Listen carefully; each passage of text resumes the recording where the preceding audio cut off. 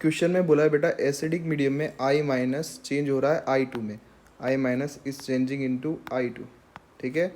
और इसी क्वेश्चन में आपके पास में H3AsO4 चेंजिंग इनटू H3AsO3, ठीक है।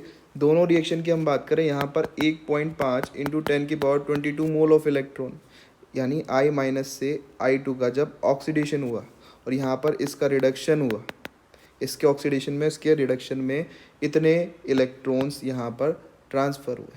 तो पूछा गया है एसिडिक मीडियम में कितना I2 प्रोड्यूस होगा। बेसिकली एक रेडॉक्स रिएक्शन है, ये ऑक्सीडेशन रिएक्शन है और ये रिडक्शन रिएक्शन है।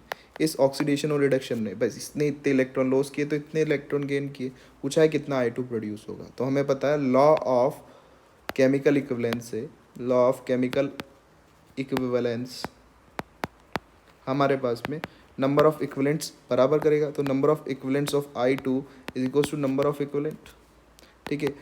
इलेक्ट्रॉन्स के जो इक्विवेलेंट होंगे 1.5 इंटू 10⁻22 अपॉन 6 इंटू 10⁻23, एक मोल के अंदर ही हमारे पास में मोल्स ऑफ इलेक्ट्रॉन आ गए इंटू 1, और मोल्स ऑफ I2 का इनफैक्टर 2 होगा क्योंकि -1 से 0 आया है, एक ने एक इलेक्ट्रॉन लूज़ किए तो दो इलेक्ट्रॉन लूज़ करेगा। तो मोल्स ऑफ I2 आपके पास में आ गए 1.5 इंटू 10⁻22 अपॉन 6 इंटू 10⁻23 2, ये हमारे पास में आ गया I2 के मोल्स, ठीक है। I2 के मोल्स आ गए, हमें I2 का वेट चाहिए, तो मास ऑफ I2